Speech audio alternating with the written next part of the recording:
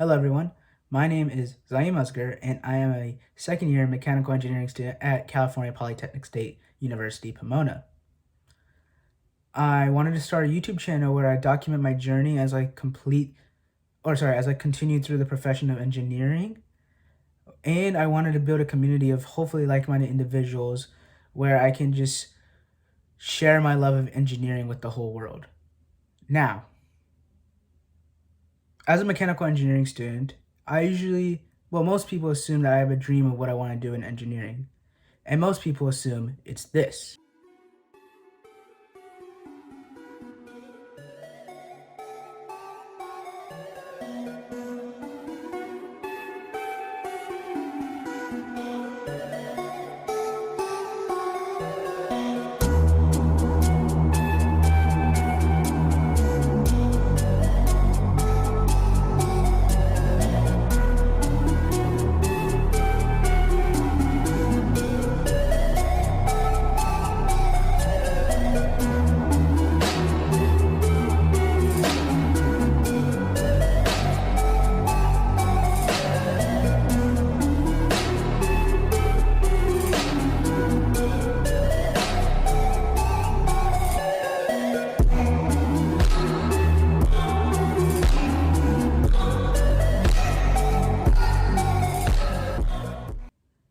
But actually, I want to do this.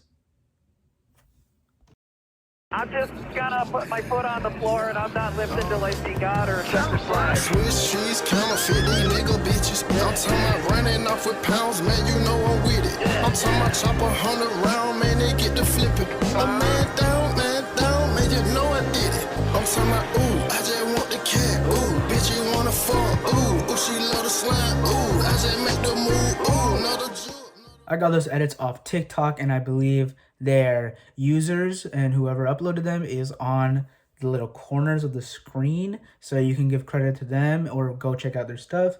But the gist of it is that I want to work in motorsports. In any form and capacity, I want to work in motorsports. Specifically, F1 is the dream, but I can work in WEC, I can work in IMSA. I just want to work somewhere where I can work on fast cars, because that is just so cool to say that I can just go up to someone in the bar or my family or whatever and just say, yeah, I work on fast cars. But before we get there, we all have to start at college. And this is the pilot episode. This is the first thing I want to put out onto YouTube for everyone to see, and I wanted to start off small. Now, by the time this is uploaded, it's either Valentine's Day or a little bit past Valentine's Day.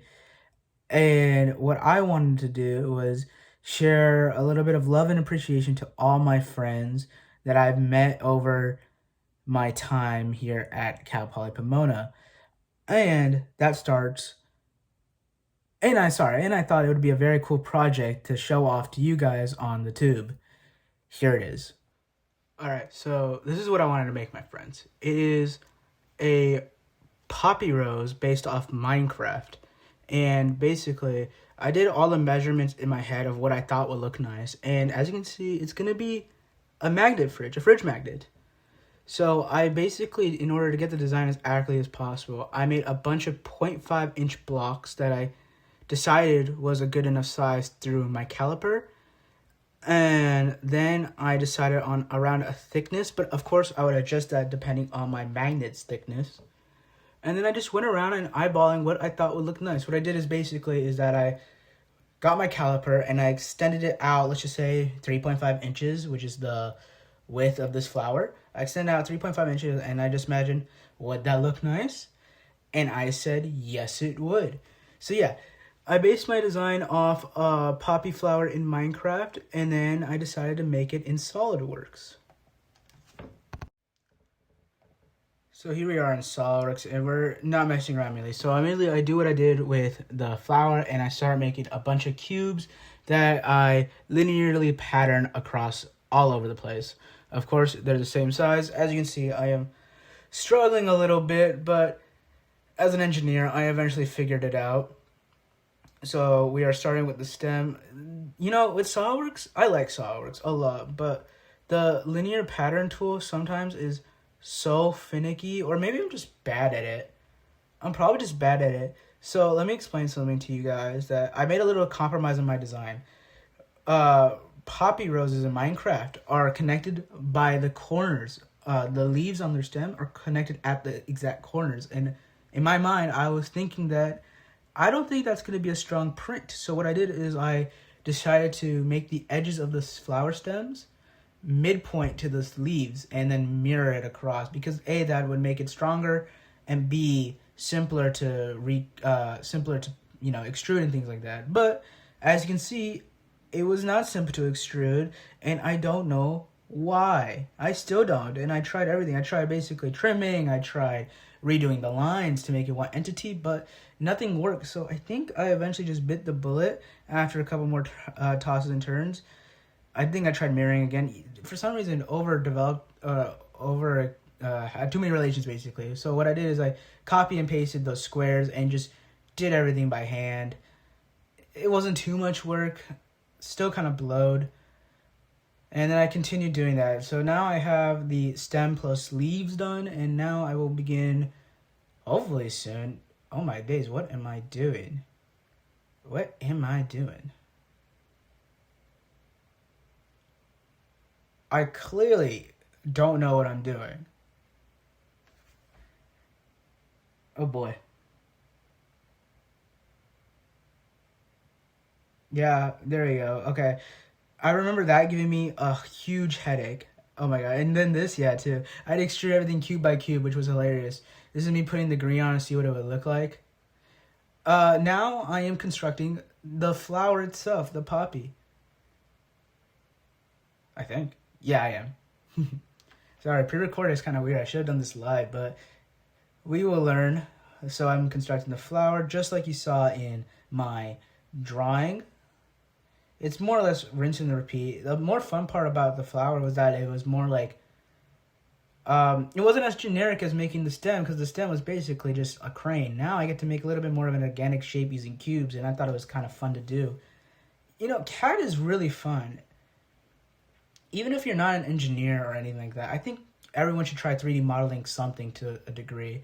Whether it be like Blender or SolidWorks, it's just really fun to learn and just make whatever comes in your mind a reality. But right now I'm struggling. It's also pain sometimes. The flower petal itself, I remember one segment was really difficult. I think we're going to see it soon, and you'll get what I mean when I say it was a struggle, because I spent too long on it. But basically, it was this little, you see in SolidWorks, when there's blue lines on your drawing, that means it's undefined, which basically means the computer, if it were to machine or print this, won't be able to. And any kind of machined or printed part, which I am going to be doing, I will be 3D printing these, needs to be defined, or else the G code and stuff is just going to be really weird. There I go. One by one, I mess up like a goober, and then I make it red. Did a little extrusion issue, and then I saw that these two were not blue. I gave up and just fixed them. No, I didn't. Good on me.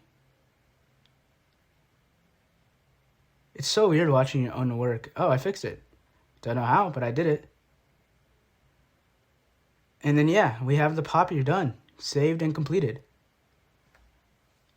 Here we are in Bamboo Studios, which is where I'll be, slicing and sending this file to the printer.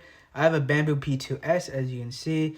I've done a lot of work on the settings and stuff like that, but this is what it looks like on the print bed. It kind of gives you a scale of how big they are, because the print bed is basically 11 by 11 inches. Here's all the color. Here's what it looks like, red and green. The bottom is all green because 3D prints by layers. It's difficult. And as you can see, I already did the I already did the measurement of the, do I call it a bore? Would that be called a bore? Let's just call it an octagonal hole. A polymorphic hole. A polygon hole. But basically, I did a polygon hole that would fit my magnet, and I'll show you how I got those measures. Actually, you guys won't be interested in that. I just took my caliper and, I'm just going to show you guys. And basically, I previewed that, put it into Slicer. In total, it would take about 14 filament changes and 3 hours in total printing time. for only 3 to be made, and I had to make about 14. So yeah, my printer was running for a long time, but I got it done. By the way, this is how I got the magnets to get measured and stuff. So, oops, it's stuck to my caliper. It's still sticking to my caliper. Get off there. That's bad. It has a very sensitive battery. On. Cool. We have our caliper here.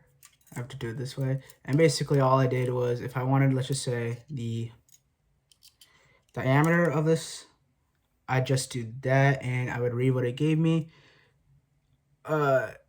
And basically I translated all its 3 dimensions, so that would be its diameter.